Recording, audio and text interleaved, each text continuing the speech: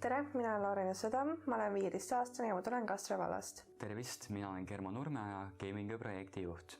Mina olen Brita, ma olen 17-aastane ja siit samast lähedalt Kurepalust. Minu nimi on Kristjan, olen 17 aastat vana ja tulen Tartust. Ei, ma ei ole varem vabatahtlik olnud. Olen Markus, olen 16-aastane, tulen Valgamaalt ja see oli mu esimene kogemus vabatahtlikuna. Tere, minu nimi on Martin, ma olen 17-aastane, saan see aasta 18 ja ma tulin vabatahtlikuks sellepärast, et ma tahaksin endal töökogemusi. Eelnevalt olen samuti korraldanud üritusi, näiteks enda loovtöö ja üldiselt olen aidanud ka sellel korraldustiimil korraldada erinevaid üritusi. Mina osalesin Gamingi korraldustiimis seetõttu, et olen seal osalenud juba eelmistel aastatel ja üldiselt mulle meeldib korraldada selliseid suuri üritusi ja nägin võimalust selles, et see üldiselt nagu arendab mu meeskonnade oskuseid ja mulle meeldib korraldada selliseid laadades. Mina olin kogu ürituse vältel vabatahtlik juht ning koordineerisin vabatahtlike ehituspäeval. Projektijuhi ülesandeks on kirjutada Gamingi üle projekte ja tänu sellele on võimalik üldse seda üritust korraldada, sest et üritusel on hästi palju tehnikat ja inimesi, keda peab siis toitlustama, tehnikat on vaja rentida ja üleüldiselt korraldada transport ja kõik muu ja selleks ongi siis vaja kirjutada projekte. Ma olen olnud eelnevalt mitu aastat Gamingil vabatahtlik, seega ei olnud ka sellel aastal väga raske otsus, et kas ühineda vabatahtlike grupiga või mitte. Ja täitsin kandideerimisvormi, sain vabatahtlikuks ja saingi kaasa aidata sellele nimelisele üritusele.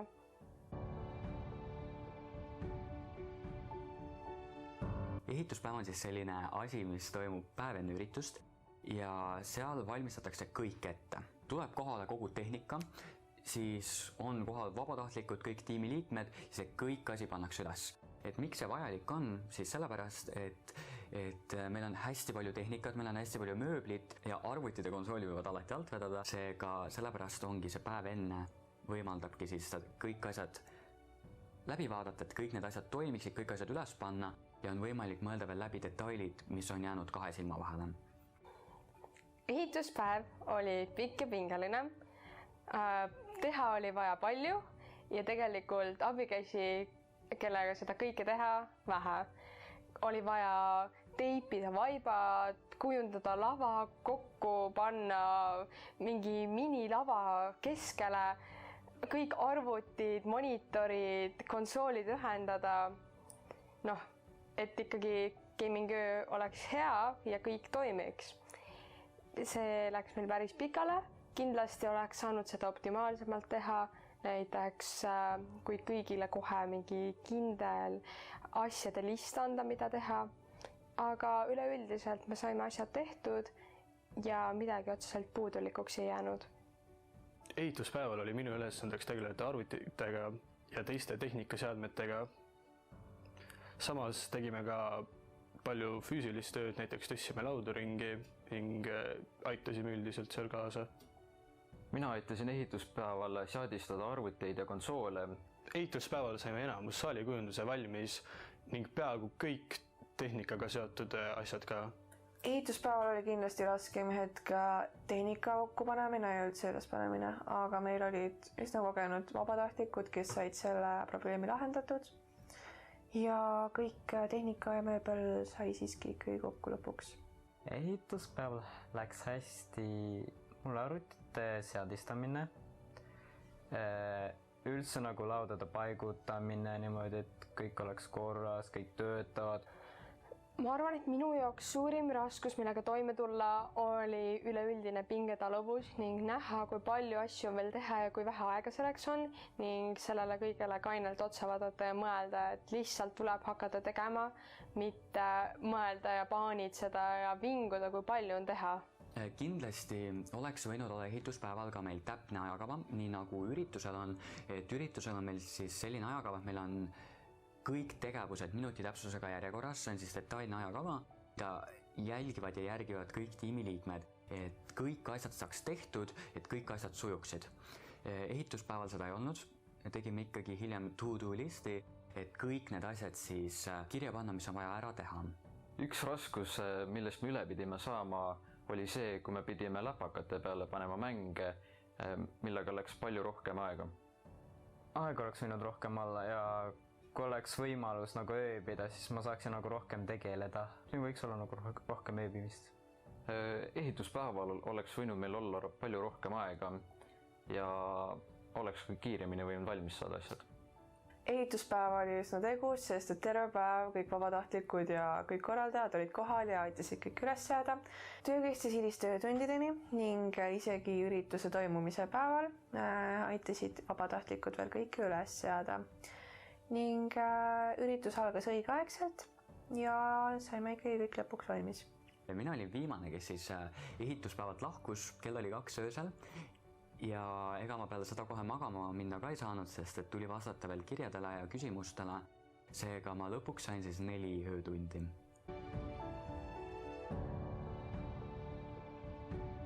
Lahkusin viimasena ja jõudsin ka esimesena kohale. Hommikul, kui kõik vabatahtlikud kohale jõudsid, me hakkasime kõike siis valmis seadma, et panimegi kõik kottolist õigesti, toolid igale poole, kuhu vaja ning proovisime veel teatud seadmed läbi. Mina siis tegelesin eelkõige lavaga, sest et sinna oli vaja panna 2 ekraani, et esinejatel oleks lihtsam siis esineda. Üks oli siis ekraan, mis näitas aega, palju on järele jäänud ja teine ekraan oli siis selline ekraan, mis näitas esinejale suunatud küsimusi ja see aitas siis päevajuhil paremini juhtida kogu seda arutelu ja esinemist. Enne ürituse algust said viimased lihvid vabatahtlike poolt tehtud näiteks nimesildid ja üldse tehnika. Üritus sai alguse lõunapaiku, kus me võõrustasime esimesi külalisi, kes said kohe minna uurima esimesi siis avatud mänge ja arvuteid. Ning paari tunni pärast hakkas tulema veel rohkem rahvast ning saal täitus juba tublide inimestega ning siis oli esimene kõne, avakõne päevajuhi poolt ning ürituse korraldaja poolt ning sõna võttis ka vallavanem Priit Lomp, kes siis juhatas sisse meie gaming-öö. Minul kui vabatahtlikul oli sel aastal väga palju erinevaid ülesandeid. Nimelt kuni sellest, et ma aitasin kõike valmis sättida ja teipisin juhtmeid kinni kuni selleni, et ma vestlesin meie peaesinejaga ning viisin läbi arutelupaneeli digiõppest. Ma arvan, et see oli kindlasti palju ülesandeid, aga ma tunnen, et ma tulin sellega toime ning et kõige parem ongi olla vabatahtlik üritustel, kus sa saad igal pool natukene aidata, nii et igast valdkonnast uusi teadmisi ja kogemusi saada. Pärast ürituse sissejuhatust said inimesed uurida saalis ringi, kus siis olid erinevad arvutimängud ja turniirid, näiteks CSGO turniir ja virtuaalreaalsus. Üritusel ma tegelesin turniiriga ja siis ma olin vahepeal seal Voko boksis. Viisin läbi Tartu rakendusliku kolledži boksi, kus sai tutvuda kutseharidusega, IT-haridusega ning sai veel teada IT-töödest, mida tulevikus teha saab.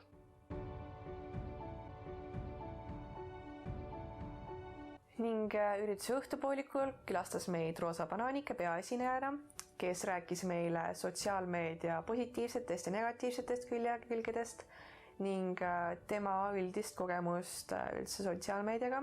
Roosa Bananikes esinemine oli kõigile kasulik. Me saime väga head tagasisidet ning ma arvan, et põhiline mõttetera või mõte, mida sellest sai, on see, et kui sa tahad midagi elus saavutada, siis sa ei tohi seda teha valedel põhjustel. Tema ei alustanud 3 aastat tagasi oma TikToki kontot sellepärast, et saada kuulsaks või Eestis mingites telesaadetes ise sõna võtta. Ta tegi seda sellepärast, et talle meeldis ja mitte miski ei ole teda kõigutanud ning jäägem oma sihtmärkidele kindlaks. Ning ta oli tõesti, tegemist oli ka väga toreda inimesega ise ning ma arvan, et kõigil oli hea meel teda näha. Roosa Bananikes esinemise ajal ilmus mulle ekraani peale korraldus korraldada midagi aktiivset ning kui mina sellele mõtlesin, juba võttis mu esineja ohjad ning tegelikult küsis inimestelt, et mis on nende lemmikud arvutimängud, mis läheb väga hästi kokku meie ürituse teemaga ning üleüldiselt võttis korraks ka küsimusi publikust. See äratas jälle rahvas suure huvi vestluse vastu ning ma arvan, et see tundus selline väga professionaalne lüke, nagu mis toimub ka suurtel üritustel. Samuti toimus meil siis digiõppe arutluspaneel, kus räägiti siis toimunud distantsõppe üle ja mõtestati, et kas see tulevikus võikski olla reaalne, et meil ongi hübriidõpe, et kui ma olengi reisil, siis ma saaksin osaleda ka tundides. Ja see arutelu oli tegelikkuses väga-väga vajalik, sest see andis ka noortele ülevaate, et tegelikkuses see koroona ei olnudki ainult halb, et tänu sellele loodi ka uusi võimalusi ja avas siis sellised uued teed, kuhu siis minna. Digiõppepaneelis olid meie külalisteks Sillaotsa kooli töötajad, haridustehnoloog ja sotsiaalpedagoog ning ka õpilane, kes on endine Sillaotsa kooli vilistlane. Õpilase rolli täitsin mina ise ning samuti täitsin ma ka siis selle kogu paneeli juhataja rolli. See oli kindlasti väljakutse, aga tänu ekraanile, mis näitas küsimusi ja üleüldiselt toetavatele inimestele, kellega vestelda, tuli see hästi välja. Minu meelest oli kõigil huvitav kuulda just haridustehnoloogia vaatenurka, sellepärast, et eks seda oli ju näha igal pool. Koolid, kus oli tugev haridustehnoloog, said algul natukene paremini hakkama ja kohad, kus see amet võib-olla puudulik oli, läks kauem aega, et mingite uute lahendustega välja tulla ning seda kõike toimima saada. Samuti oli minul isiklikult huvitav kuulda just sotsiaalpedagoogi käest, kuidas tegelikult tema ülesandeks oli otsida nii-öelda neid kadunud õpilasi, kes ei ilmunud nii videotundidesse kohale ja kes ei saatnud ära oma töid. Et tegelikult kunagi ei tea, mis seis kellelgi on ja see oli lihtsalt oluline, et me tol hetkel kõik toetasime üksteist. Kuigi tegemist on juba natukene minevikku jäänud teemaga, loodetavasti on see siiski päevakajaline teema ning arutelud selle ümber on väga olulised. Ning pärast esinejaid hakkasid pihta turniirid, nagu enne mainitud, näiteks CSGO, Just Dance'i turniir, virtuaalreaalsus, ralliturniir, kust said siis registreerunud osa võtta ning parimatele jagati ka auhindu. Ning ürituse päeval olin samuti vabatahtlikke koordineerija, aga põhiliselt olin turniiri juht Just Dance'i turniiris. Minu ülesanne üritusel oli siis olla vabatahtlik, ehk siis ma olin abiks, kui keegi vajas abi, siis tuli minu juurde ja küsis mult näiteks mingite videomängudega seoses küsimusi, mida oli väga palju. Pluss korraldasin siis veel Beat Saberi turniiri. Beat Saberi turniir aitab arendada reaktsiooni kiirust ning on hea liikumiseks. Minu turniir ei läinud hästi, kuna ei olnud aega ehituspäeval, et testida turniiri tehnikat, kui teistel turniiridel läks üpris hästi. Isegi kui meil turniirid hästi läinud, jõudsime ilusti graafikusse turniirid valmis ja saime ilusti auhinnad jagatud. Mina jäin rahule programmiga, see kui mitmekülgne see oli, kes soovis osales töötubades, kes soovis võttis osa turniiridest, said ka mängida ilma turniirides osalemata. Mõned inimesed tulidki lihtsalt kuulata tuntud sisulooja kogemust. Lisaks sellele said kuulata justkui mitmekülgset harivat vestlust digiõppe puhul, kus sai ka ise kaasa mõelda ja nii mõneski kohas ka oma arvamust öelda. Õhtul oli disko, öösel oli ka lõbusad tegevused, isegi täiesti õhtul kell 1 öösel mängisime veel investeerimismängu, millel olid samuti auhinnad, ehk siis vahet pole, kas sa jäid ööseks, tulid päevaks, tulid lihtsalt esinejad kuulama, sa said oma kogemuse kätte ning sul oli lõbus. Seda üritust annab siduda absoluutselt kõigega ja meie sidusime siis seda esimest korda ka rahatarkusega. Ja me mängisime hilisõhtul Cashi Game'i, mis on siis selline säästmis-investeerimismäng noortele. Ja see läks väga edukalt, meil oli sellele pandud ka auhinnad välja, esimene koht sai endale rikkaks saamise õpiku, et ta saaks veel rahatarkust siis omandada ja õppida.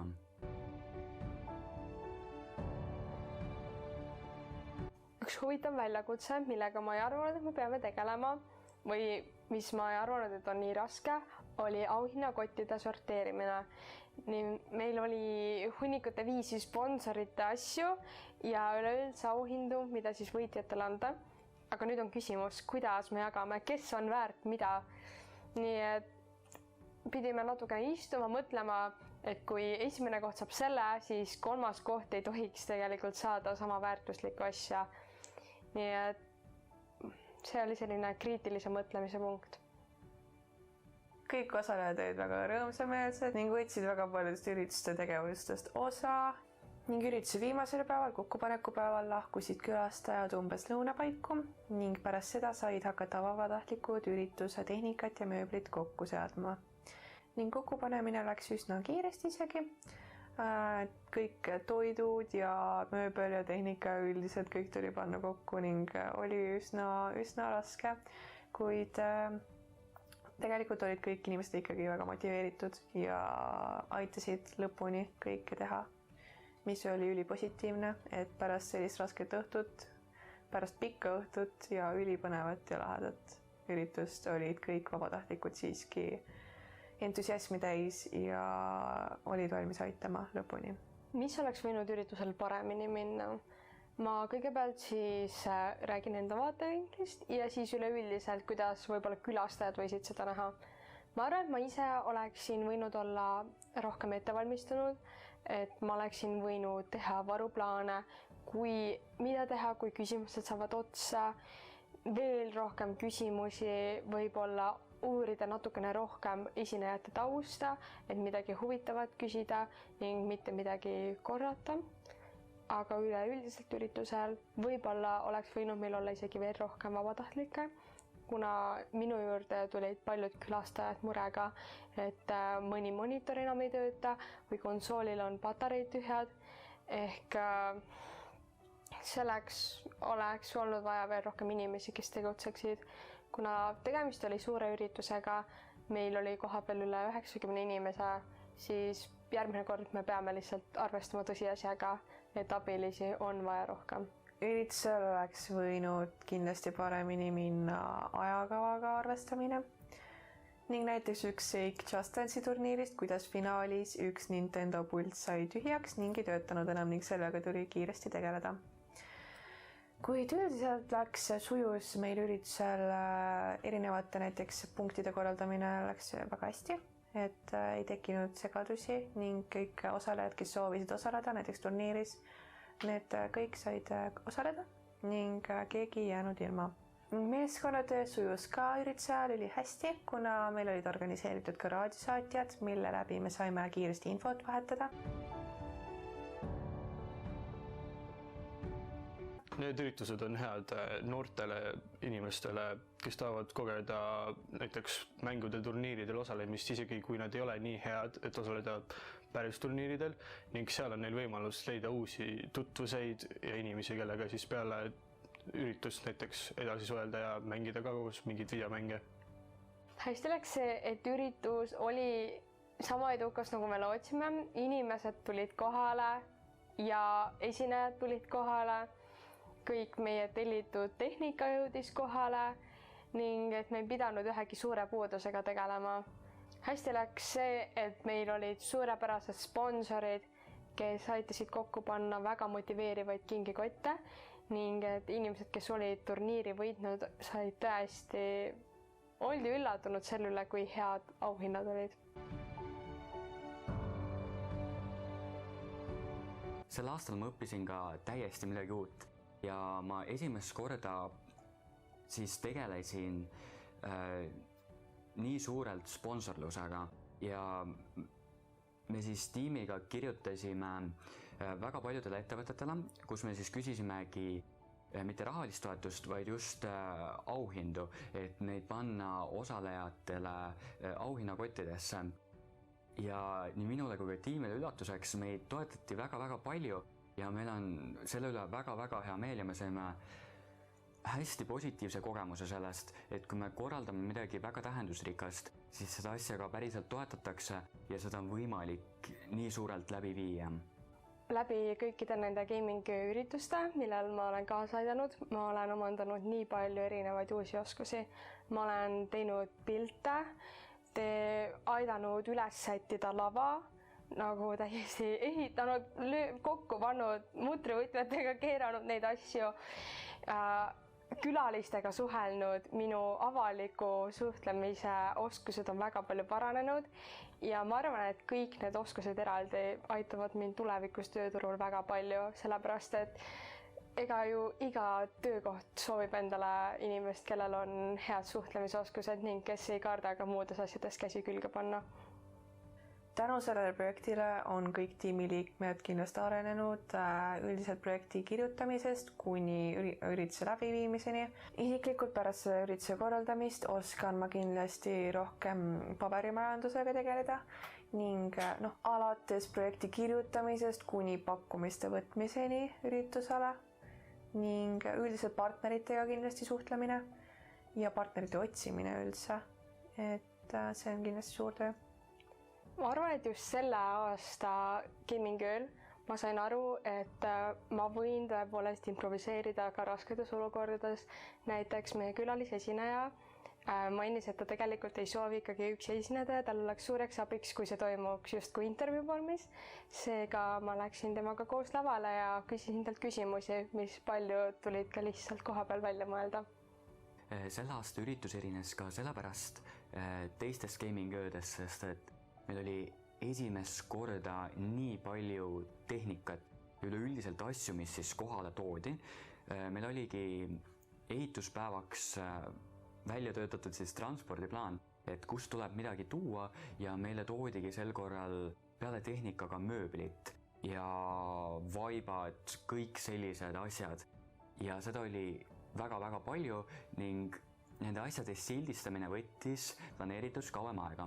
Aga tänu sellele, et me kõik asjad ära sildistasime, saime ürituse väga efektiivselt kokku panna ja saata asjad õigetesse kohtadesse tagasi.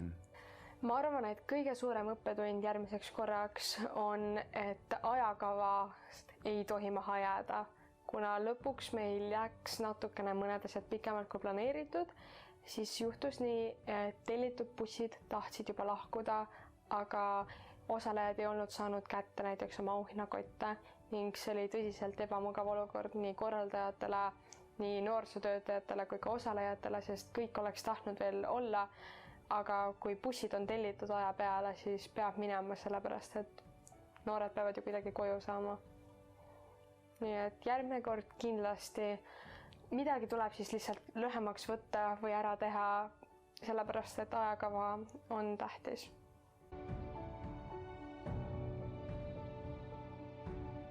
Gaming Öö tähendab minu jaoks palju rohkem kui lihtsalt ühte mänguüritust. Kuna Gaming Ööga tegelevad minule väga lähedased inimesed, siis mul on väga hea meel, et ma sain selle toimumisele kaasa aidata ning tuua just kohalikele, tegelikult need noored, kes osa võtsid, on suurel määral ikkagi meie kõigi ümbrusvaldadest, sain nendele luua väärtust selle üritusega ning loodetavasti see jättis neile hea mälestuse ning mitte ainult mängud, ka arutelupaneelid. Ja kogu meie tiim tutvustas näiteks haridustehnoloogi tööd osalejatele. Ma arvan, et see on üks väga tähtis asi, mis aitab neid ka tulevikus. Selliseid üritusi kindlasti tuleks korraldada sellistes kohtades, kus on noored, kellel on infotehnoloogia ja mängimise vastu huvi. Sest et läbi selle mängimise saabki neid noori õpetada erinevatel teemadel. Sinna saab sisse lõimida igasugu vaimse tervise teemasid, samamoodi digitaliseerimise teemasid. Ja see üritus võimaldab siduda formaalharidust mitteformaalharidusega. Gaming Öö sarnaseid üritusi on vaja kindlasti korraldada. Esiteks üleüldse sellised sotsiaalsed üritused peale pikka aega, kus ei saanud sotsiaalselt koos olla, on noorte arenguks ja üldse koos olemiseks nii oluline. Teiseks, see näitab ka võib-olla lapsevanematele, et see mängimine, mida nende lapsed teevad, ei ole alati halb, nii et sellest võib midagi suuremat välja tuleneda, näiteks, et sellele on terve üritus loodud. Ja üleüldiselt üritusel ei olnud ainult arvutimängud ja konsoolid, seal olid harivad infopaneelid ja inspireeriv esineja ning see on kõik, mida on vaja ühel noorel, et olla inspireeritud ja oma elus hästi hakkama saada. samuti sain esmakordse kogemuse sellega, et ma pidin panema meie esinejatele kokku väikese tagaruumi laua, kuhu siis pidi panema mõned sponsori asjad, midagi lihtsalt maitsvat, midagi lihtsat, mida enne esinemist suhu pista. Et ma kujutan ette, et inimesed, kes tegelikult töötavad ürituskorralduses, nende jaoks ongi see igakordne asi, kui esinejad on tellitud, peavad neile midagi pakkuma, aga mina ei ole midagi sellist varem teinud. Ma arvan ja usun, et edaspidi osalen ka selliste ürituste korraldamisel või siis läbiviimisel isegi. Julgustan ka kõiki teisi osa võtmast selliste ürituste korraldamisel, sest et koos me saame ikka luua suuremaid ja põnevamaid üritusi. Mind võib kindlasti näha ka tulevikus üritustel abiks. Mu suured unistused viivad välja Eurovisiooni vabatahtlikul olemiseks. See oleks üks tõeline unistus, aidata kaasa mingi suurürituse toimimisele. Vahet pole, kas siis Startup Day Eestis, mis on väga mainekas üritus, või midagi muud. Ning muidugi tahaks ka ise korraldada. Mul on väike varasem kogemus ürituste korraldamisega, aga seda võiks kindlasti edasi arendada. Kui teil on kunagi võimalus korraldada midagi sarnast või üleüldse mingit üritust, kindlasti haarake võimalusest kinni, tehke seda. See võib tunduda algul esimestel päevadel, kui seda organiseerida, võib-olla raske, tüütu, aga lõpuks, kui see kõik on tehtud ja sa näed, et see töö, mida sa ise tegid, millele sa kaasa aitasid, lõi millegi nii suure, siis see tunne on tõesti väga hea.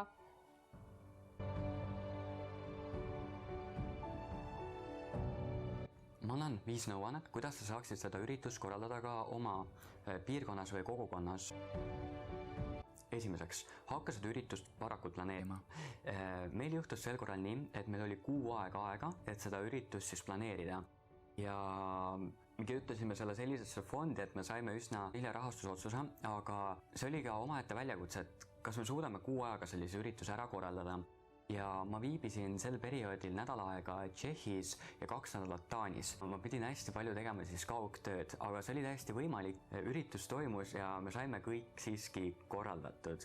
Kindlasti peaks selle ürituse jaoks võtma aega vähemalt 3 kuud, et seda planeerida, kõik vajalikud asjad valmis teha, tiimiga kohtuda, partneritega kohtuda.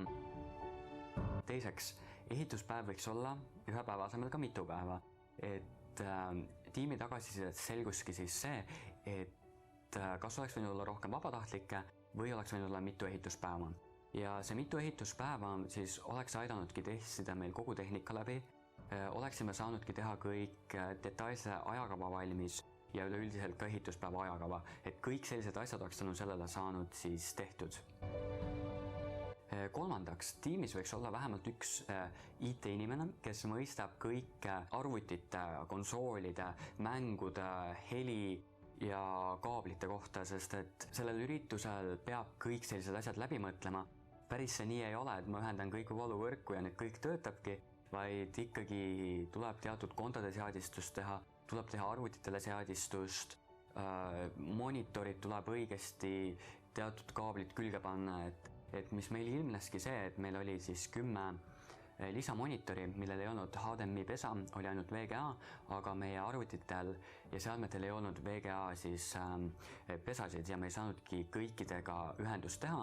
Ja siis tuligi kõik tegelikkuses läbi mõelda, et okei, meil on vaja seda kaablit, seda arvutit me sinna panna ei saa, selle arvuti saame siia panna ja kõike tulebki niimoodi siis läbi mõelda.